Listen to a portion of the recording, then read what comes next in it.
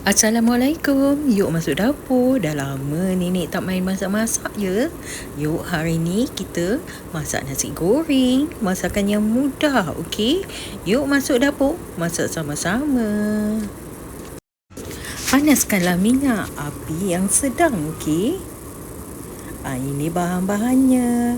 Daun sup, seafood campuran ya. Itu carrot dan kentang. Nenek guna kentang. Kentang tu nanti kita goreng, okey? Setelah minyak panas, gorenglah kentang ya. Gorenglah kentang sehingga garing. Nenek ni tekak Melayu ya. Kalau nasi goreng mesti nak letak kentang, okey? Kalau betul-betul orang Cina tak letak ya nasi goreng dia, tak letak kentang. Gunakanlah minyak yang kita goreng kentang tadi ya.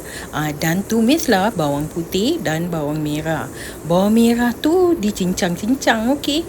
Bawang putih tu ditumbuk ya. Tak tumbuk pun nenek ulek ya. Ulek kasar-kasar. Okey. Sudah boleh ditumis. Tumislah sehingga bawang merah tu layu, okey, dan bangkit baunya. Setelah tumisan tadi wangi, bolehlah masukkan lada sulah ya, iaitu serbuk lada putih. Letaklah seberapa banyak yang anak-anak nak, okey. Nenek rasa nenek letak lada hitam. Tak apalah, boleh juga rasanya sama antara putih dan hitam. Dan tumis hingga ia bangkit baunya ya.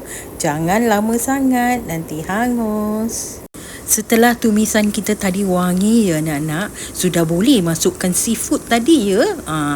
Ini lebihan nenek bikin steamboat. Jadi ada lebihan seafood. Masukkanlah kesemuanya sekali ya. Okey. Dan bolehlah dikacau.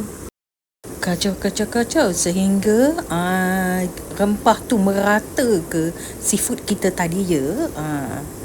Kacaulah sehingga rata.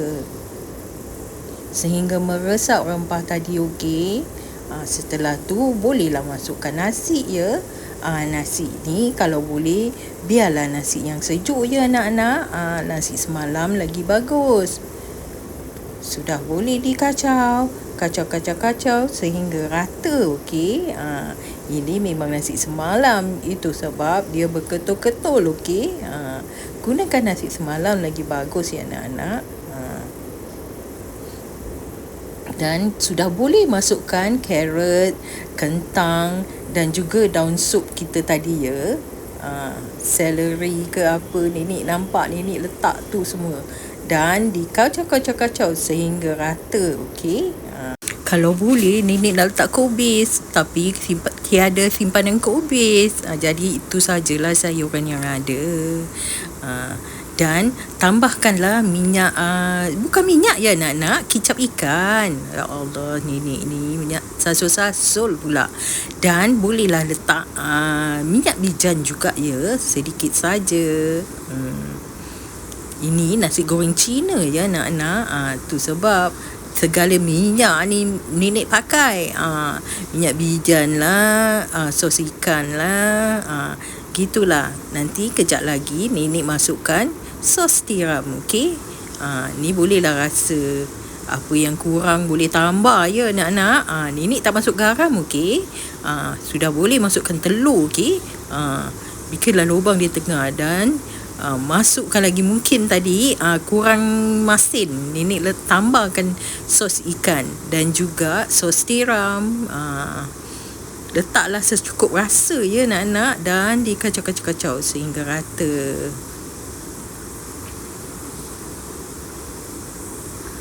Rasa bagaimana? Alhamdulillah, secukup rasa. Sudah boleh masukkan daun sup ya anak-anak. Kalau ada bawang goreng bolehlah tabur, okey. Alhamdulillah, sudah siap nasi goreng ni. Mudah anak-anak ya. Jangan tak bikin ya, mesti buat. Cubalah, senang nasi goreng Cina. Kan sudah siap. Jangan cakap ini nasi goreng Singapura ya. Ini nasi goreng Cina. Okey. Selamat mencuba. Terima kasih sudi kemari. Salam sayang. Jumpa lagi.